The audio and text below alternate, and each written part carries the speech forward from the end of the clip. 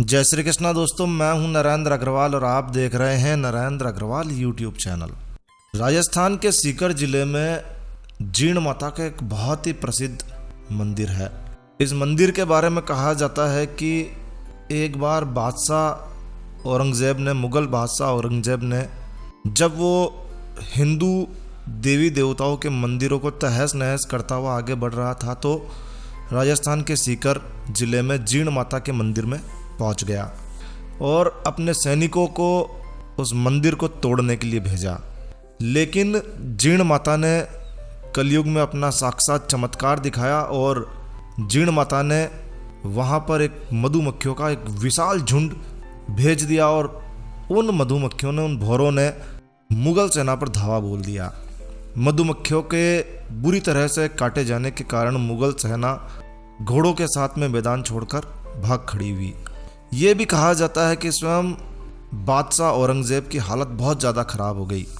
तब बादशाह ने अपनी गलती मानी और माता को अखंड जोत जलाने का वचन दिया और कहा कि वो हर महीने 1.25 मन तेल इस जोत के लिए भेंट करेंगे। और तब माता ने अपना प्रकोप दूर किया। तो कलयुग में माता जीण का मंदिर बहुत ही चमत्कारी मंदिर है। कलयुग में माता जीण का साक्षात पर्चा है। जगह जगह स्थानों पर लोग माता जीण की कथाएं कराते हैं, मंगल पाठ कराते हैं।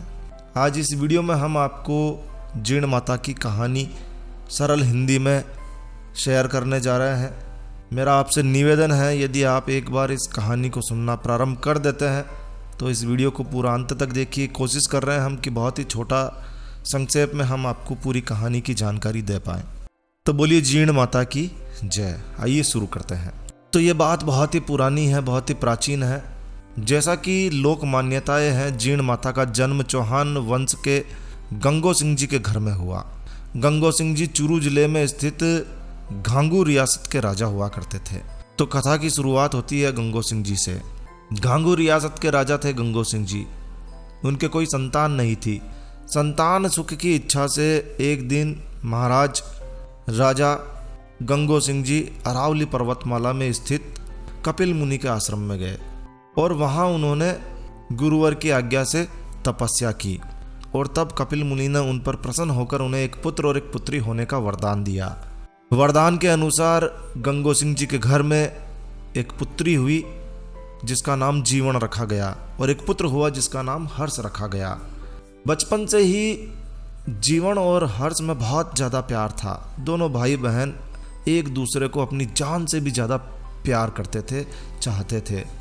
हर्ष की शादी बचपन में ही पीले पोतड़े में ही कर दी गई, यानी कि जब वो समझते नहीं थे तभी उनकी शादी कर दी गई। जब हर्ष जवान हुए तो अपनी पत्नी को लेकर आए। जीण अपने भाई से बहुत ज़्यादा प्यार करती थी तो उसी के समान वो अपनी भाभी को भी इज्जत देती थी और इसी कारण से जीण घर का सारा काम खुद ही कर लिया करती थी, भाभी को कोई काम करने नहीं देती थी।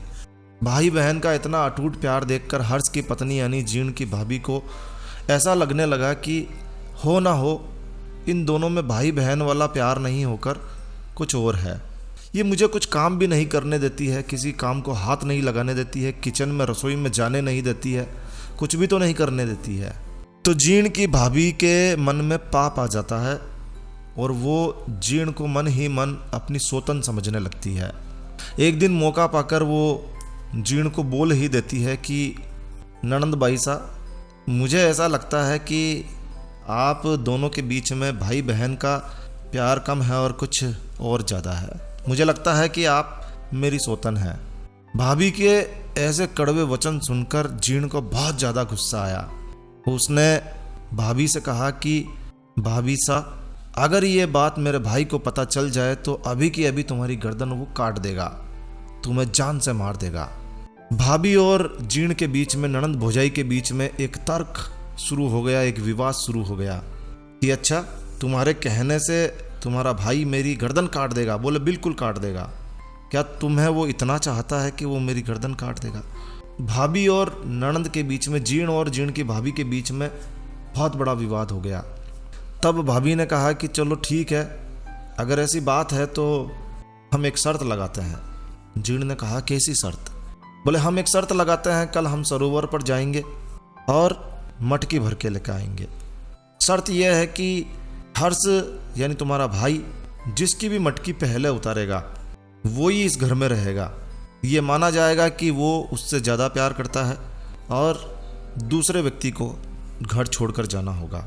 जो यदि हर्ष ने तुम्हारी मटकी पहले उतारी तो मैं ये घर छोड़कर अपने पीहर चली जाऊंगी, और जो यदि मेरी मटकी पहले उतारी तो तुम्हें इस घर को छोड़कर जाना होगा।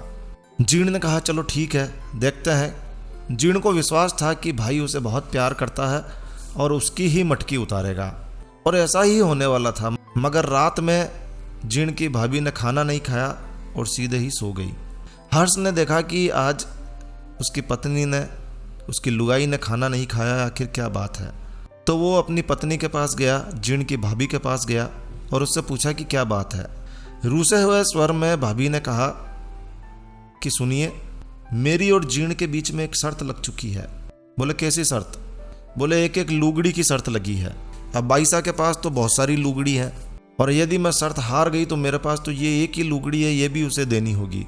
तो हर्ष ने पूछा कि बताओ तो सही, आखिर माजरा क्या है, आखिर शर्त क्या है। तो भाभी उसे बताती है कि हम कल सरोवर से पानी लेकर आएंगे और जिसकी मटकी तुम पहले उतारोगे वो जीत जाएगा और उसे अपनी लुगड़ी दूसरे को देनी होगी।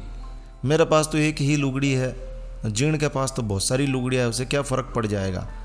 बोला इतनी सी बात, चलो कोई नहीं, तुम कब जब मटकी लेकर आओगी तो पहले तुम्हारी मटकी उतार लेंगे, क्या फ़र्क पड़ जाएगा। जीर्ण को तो मैं मना लूँगा, एक लुगड़ी की ही तो बात है, और ला दूंगा मैं उसके लिए। और इस तरह से जीर्ण की भाभी ने हर्ष को सेट कर लिया, पहले से ही धोखे से उसे मना लिया। अगले दिन जीर्ण और उसकी भाभी सरोवर पर गई, पानी भर के लेकर आई, और जैसा कि पहले से सेट कर चुकी थी उसकी भाभी, हर्ष ने अपनी पत्नी का घड़ा पहले उतार लिया। इस तरह से अपने भाई को अपनी भाभी का घड़ा उतारते देखकर जीर्ण को बहुत धक्का लगा, और जैसा कि शर्त में पहले ही तय था, अब जीर्ण को तो जाना ही था। अपने भाई से नाराज होकर जीर्ण वहाँ से चली गई। अरावली पर्वतमाला की काजल शिखर पर जीर्ण जाकर बैठ गई और माता दुर्गा की तपस्या करने लगी। पीछे पीछे हर्ष जीर्ण को मनाने के लिए अरावली पर्वतमाला पर गया। उसने जीर्ण से कहा कि बस एक लुगड़ी के कारण तुम इतना नाराज हो गई हो, चलो घर चलो। तब जीर्ण ने उसे कहा कि लुगड़ी की बात नहीं है भाई साहब, लुगड़ी की बात नहीं है। तो हर्ष ने पूछा कि आखिर शर्त क्या है। तब जीर्ण ने पूरी शर्त की बात बताई कि इस तरह से शर्त लगी थी कि जो भी जीतेगा, जो भी हारेगा, हारने वाले को घर छोड़कर जाना ही होगा, और चूंकि मैं शर्त हार चुकी हूँ अब मैं घर नहीं जा पाऊंगी। तब हर्ष ने कहा कि ठीक है, अगर तुम घर नहीं जाओगी तो मैं भी घर नहीं जाने वाला, मैं भी यही रहूँगा। तब जीर्ण ने कहा कि ठीक है, तुम भैरव की उपासना करो, मैं यहाँ माता की उपासना करूँगी। और दोनों ही भाई बहन तपस्या में लीन हो गए। कहता है कि अनंत काल तक उन्होंने तपस्या की और उनकी तपस्या के फलस्वरूप दोनों ही भैरव और माता का रूप बन गए।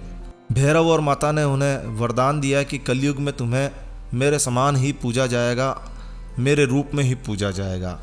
कलयुग में माता जीर्ण का पर्चा हर व्यक्ति जानता है। संपूर्ण राजस्थान के अलावा जीर्ण माता संपूर्ण भारत में पूजी जाती है।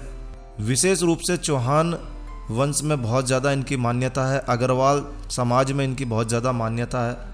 वैसे सभी समाज के अनुयायी जैसे कि सैनी, अहीर, यादव, ब्राह्मण, राजपूत, गुर्जर, अग्रवाल, जंजीर और बहुत सारी ऐसे स्वर्णकार, मीन, शेखावती, राजपूत, बहुत सारी ऐसी जातियां हैं, बहुत सारे ऐसे समाज हैं जिनमें जीर्ण माता की बहुत ज़्यादा मान्यता है।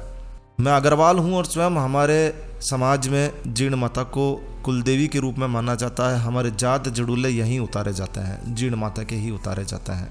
जीर्ण माता के संबंध में कहते हैं कि जीर्ण माता का आशीर्वाद जिसे मिल जाए उसके जीवन में उसे किसी और चीज़ की आवश्यकता नहीं रहती है। उसके घर में, उसके परिवार में हमेशा जीर्ण माता सुख सौभाग्य बरसाती रहती है।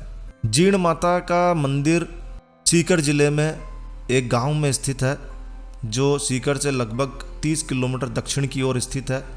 यहीं पर जीर्ण माता का, जीर्ण भवानी का, महाशक्ति का एक बहुत ही प्राचीन 1000 वर्ष से भी पुराना प्राचीन मंदिर है।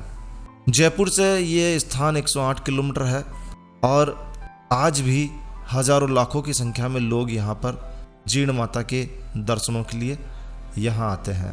जीर्ण माता के दर्शनों के बाद में भैरव के यानी हर्ष भैरव के दर्शन जरूर से करने चाहिए। राजस्थान के गोयरा गांव में ये मंदिर स्थित है। नवरात्रि में हर वर्ष यहाँ 9 दिनों का मेला आयोजित होता है। बहुत ज़्यादा भारी संख्या में लोग यहाँ आते हैं। यदि आप भी जीर्ण माता की कृपा चाहते हैं तो आप भी जीर्ण माता के दर्शनों के लिए वहाँ जा सकते हैं। तो बस इस वीडियो को यहीं विराम देते हैं। हमने जीर्ण माता की कहानी को बहुत ही संक्षेप में, बहुत ही आसान सरल हिंदी में आपको बताने का प्रयास किया है। वैसे जीर्ण माता की कहानी कई स्थानों पर 1-1.5 घंटे तक गाई सुनाई जाती है।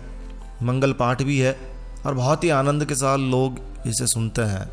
कहते हैं कि जीर्ण माता की कथा कहने से, सुनने से जीर्ण माता की कृपा प्राप्त होती है।